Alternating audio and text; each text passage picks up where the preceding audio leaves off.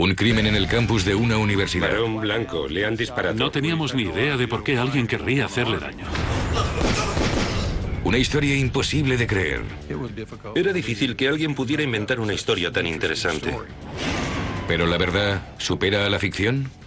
Reaccionó espontáneamente cuando sacaron un arma. Luego salió corriendo porque le superaban en número. Fayetteville, Arkansas, una pintoresca ciudad universitaria. Pero una mañana una llamada a emergencias alteró el ritmo tranquilo de la vida universitaria. 911, ¿de qué se trata? ¿Dónde estará? Bien, señor, enviaré a la policía. 14, Kenny, voy a ese tiroteo. La centralita nos notificó un tiroteo en un bloque de apartamentos cerca de la Universidad de Arkansas. Tenemos a una víctima de disparos. Le han disparado. Está consciente. Respira. Acabamos de llegar, así que esta es toda la información de que dispongo. Entendido. La víctima, Doug Norwood, de 36 años, estudiante de Derecho. ¿Puedo hablar un momento con él? Hablé con la víctima en la ambulancia antes de que lo llevaran al hospital. Me dijo que habían llamado a la puerta, la abrió y vio que eran dos investigadores. Al dejarlos entrar, se inició una pelea. Él salió corriendo y ellos le persiguieron. Le dispararon y como resultado de ello, la víctima acabó con varias heridas de bala. Con heridas en el pecho y la pierna, llevaron a Norwood al hospital antes de que pudiera terminar su declaración.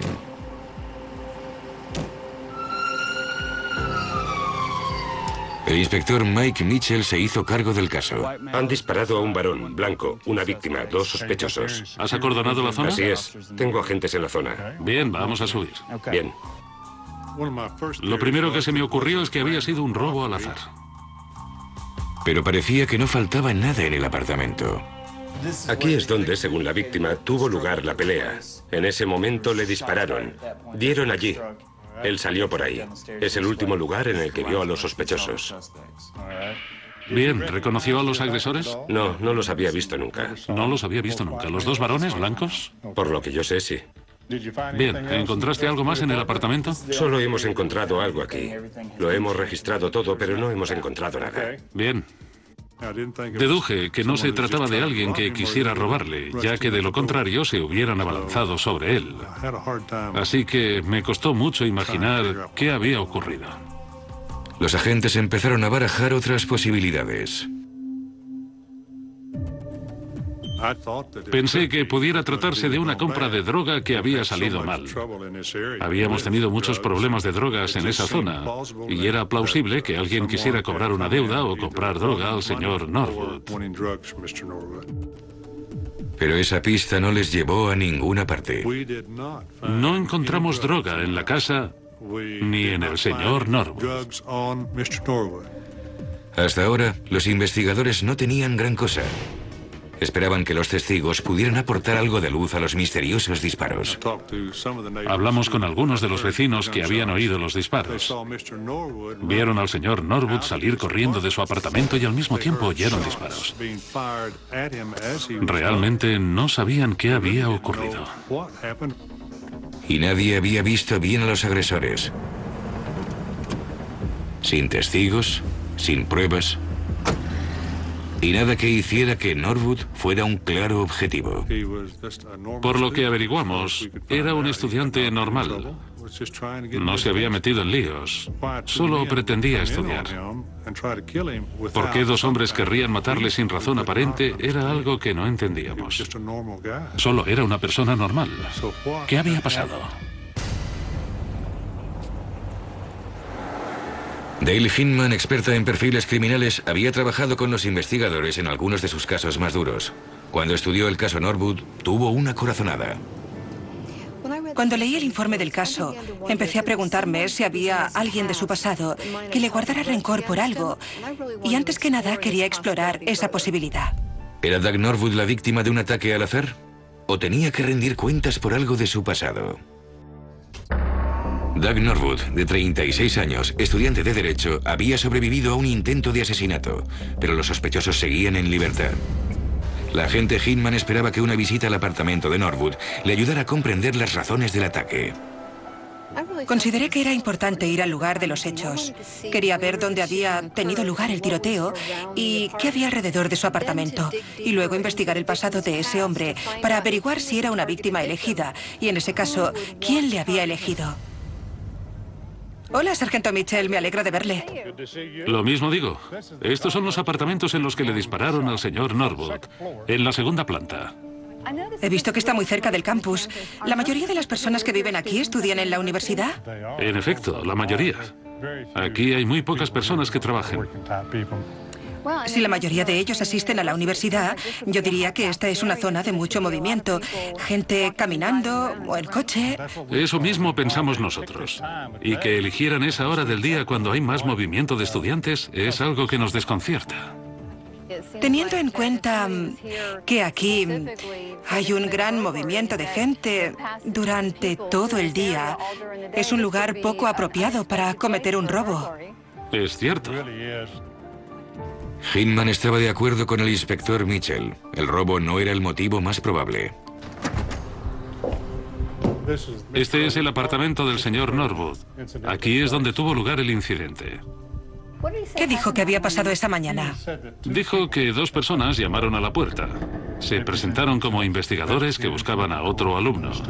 El señor Norwood les dejó entrar. ¿Conocía al alumno que estaban investigando? No, no lo conocía. Les invitó a pasar. No forzaron la entrada ni empujaron al señor Norwood. Nos pareció extraño que no le atacaran hasta que se sentó.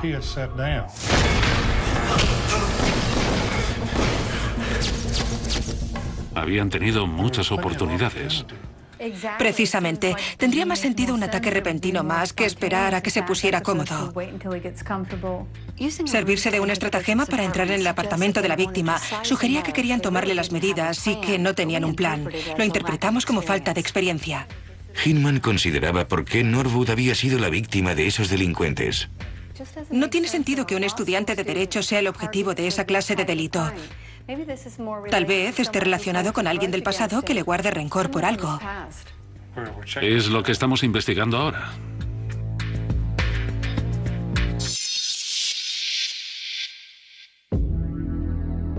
Pero entonces, cuando aún se recuperaba de la agresión, la víctima hizo una sorprendente acusación. Sargento Mitchell, ¿en qué puedo ayudarle? Me llamó el señor Norwood a la comisaría de policía para decirme que posiblemente sabía quién quería matarle. El exmarido de su novia, Kathy, Larry Gray. Larry y yo estuvimos casados casi 9 años y fue un matrimonio muy desgraciado. En numerosas ocasiones me había abandonado por otras mujeres. Así que le pedí el divorcio. El divorcio tenía que ser efectivo el día que le dispararon a Doug. ¿Fueron los celos los que impulsaron a Gray a contratar a alguien para que matara a Norwood? Solo había una forma de averiguarlo. Fuimos a Tulsa para hablar con el señor Gray.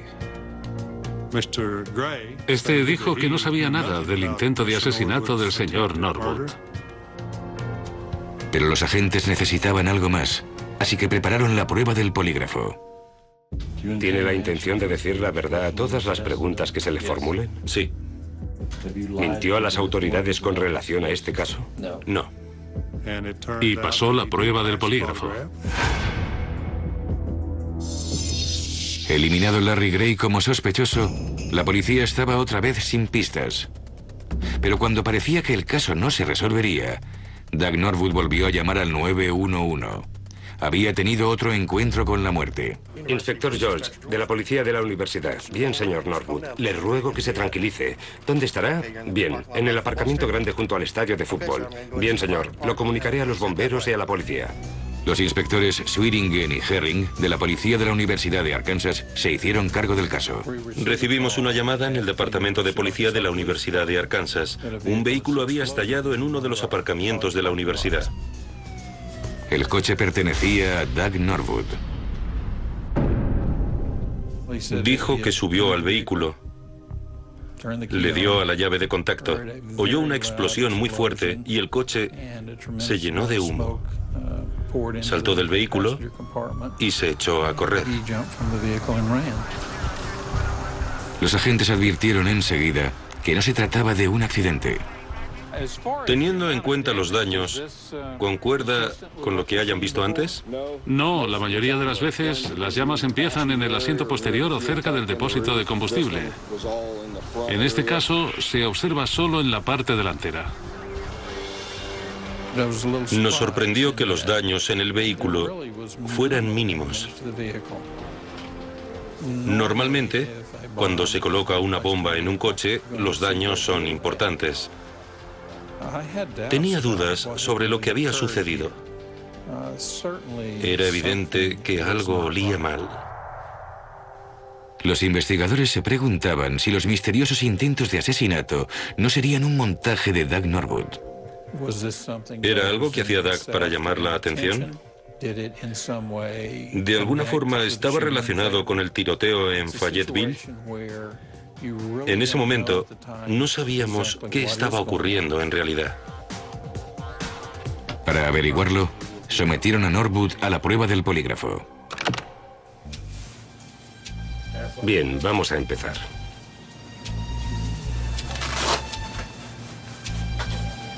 ¿Miente ocasionalmente para protegerse? No, ¿Sabe con seguridad quién intenta matarle? no.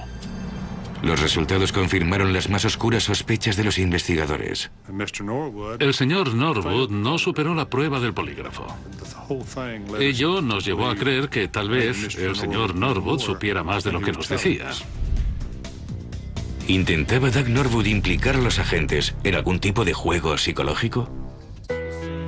Una bomba había estallado bajo el coche de Doug Norwood. Pero tras fallar en la prueba del polígrafo, la policía se preguntaba si no la habría colocado él mismo. Todo lo que sabíamos era que Doug Norwood había sido la víctima por segunda vez. Nos mostrábamos algo escépticos porque ¿qué probabilidades hay de que eso le ocurra a alguien 2 veces seguidas? Hola, ¿cómo estás? Hola, me alegro de verte. La agente Hinman sabe que una visita al lugar de los hechos ayuda a determinar si todo es un montaje. Dale, ahí a la derecha es donde tuvo lugar la explosión. En esa hora del día, ¿cuántos peatones y coches suelen pasar por aquí? Este es el aparcamiento más grande de la universidad. La mayoría de los alumnos primero intentan aparcar aquí, así que a esa hora la cantidad de coches y de peatones sería enorme. Parece que el delincuente corrió grandes riesgos, porque en cualquier momento alguien podía haberle visto colocando la bomba en el coche del señor Norwood. Una de las cosas que debemos determinar es si Doug Norwood nos ha contado toda la verdad o si realmente hay alguien que intenta matarle. Los investigadores tenían razones para sospechar de Doug Norwood, pero el polígrafo es una herramienta de investigación. Aunque fallar la prueba del polígrafo no siempre significa que se sea culpable. Hinman llegó a la conclusión de que era muy poco probable que Doug Norwood planificara que le dispararan y colocara una bomba en su coche. Pero si no era Doug Norwood, ¿quién era? La metodología utilizada en este ataque es completamente distinta de la que se empleó en el primer ataque. Admito que es desconcertante. En base al número de ataques, Hinman creía que Doug Norwood era la víctima y seguía corriendo peligro. Era evidente que alguien estaba muy motivado para dañarle seriamente o matarle. Necesitábamos saber quién tendría ese móvil y por qué. Para desatascar el caso, la policía de la universidad volvió al principio. Mi siguiente paso fue verificar todos y cada uno de los detalles que él me había contado. Pero eso requería tiempo. Y Norwood temía que eso precisamente fuera lo que él no tenía. Estaba muerto de miedo. Temía que de alguna forma consiguieran hacerme un daño irreparable, que nunca terminaría la carrera de derecho. Sabía que tenía que protegerme. Convencido de que Larry Gray era el responsable de los ataques, Doug y Kathy investigaron por su cuenta. Empezaron centrándose en una extraña conversación que Kathy había mantenido con su exmarido unas semanas antes. Larry me dijo que había contratado a un detective privado de Florida para probar que Doug era un mal tipo. No le creí, pero le pregunté dónde lo había encontrado. Me dijo que en la sección de anuncios de una revista. Doug y Kathy empezaron a buscar al detective privado contratado por Larry Gray. Fuimos a la tienda y Doug compró varias revistas. Se sentó en el sofá para buscar los anuncios cuando se levantó de un salto. Había encontrado un anuncio que decía: mercenario a sueldo. Consideraré cualquier trabajo.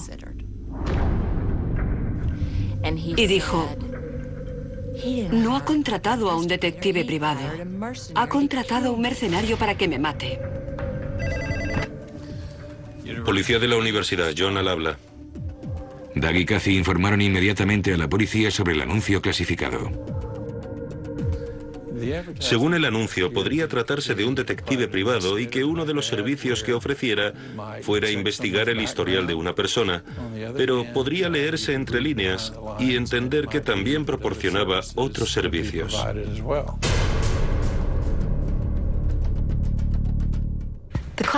El anuncio clasificado aumentó las sospechas de los agentes de que Larry Gray fuera el cerebro de esos atentados.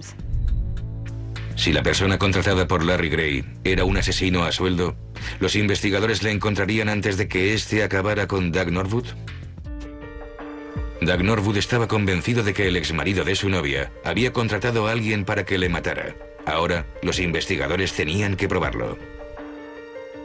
Los investigadores siempre siguen todas las pistas que tienen, pero esa parecía muy prometedora, ya que estaba basada en el instinto de la propia víctima.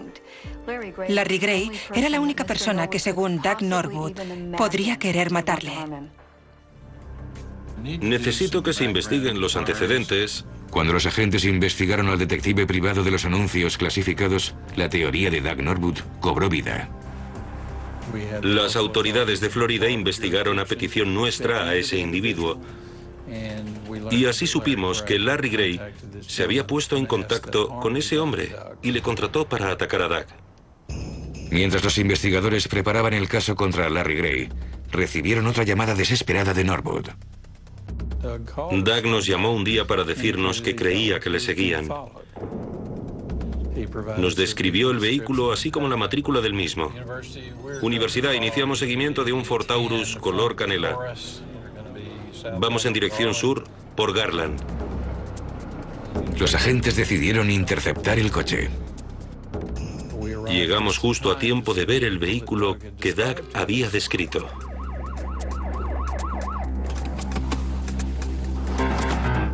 Cuando los agentes se acercaron al coche, se llevaron una sorpresa. Era evidente que algo no iba bien.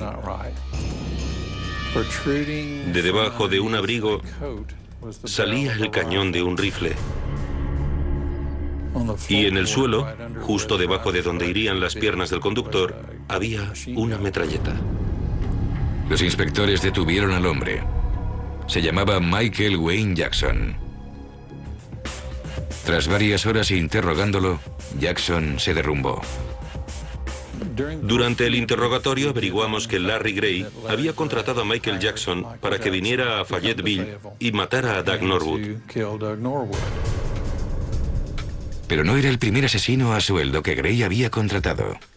Averiguamos que Michael Jackson sabía de varios individuos que habían venido a Fayetteville, Arkansas, que habían participado en el tiroteo contra Doug Norwood. Los celos por la relación de Kathy con Doug fue la razón de que Gray intentara matar a Norwood. Gray sabía que si Doug Norwood era asesinado, él sería sospechoso, así que tomó precauciones para parecer inocente. Más tarde, los investigadores averiguaron que Larry Gray lo había planeado de forma más concienzuda de la que cualquiera podía haber imaginado. Investigó y practicó durante semanas para superar la prueba del polígrafo.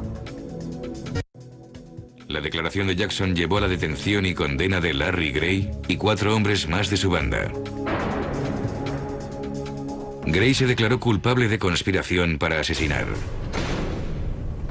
Doug Norwood terminó la carrera de Derecho y en la actualidad es socio de un bufete de abogados. Él y Kathy se casaron unos años después de los intentos de asesinato. Al recordarlo, soy consciente de lo improbable que era que no me hicieran daño o me mataran, porque lo intentaron en varias ocasiones. De haber sido asesinos profesionales como los que emplea la mafia, evidentemente ahora no estaría sentado con ustedes. Estoy convencido de que John Herring y Jim Schwieringen me salvaron la vida, porque si no hubieran detenido a Michael Wayne Jackson en ese día de enero, Puede que al día siguiente hubiese conseguido matarme. Esta es una historia que hubiese podido tener un final muy diferente si los investigadores no hubieran estado tan capacitados y dedicados como fue su caso.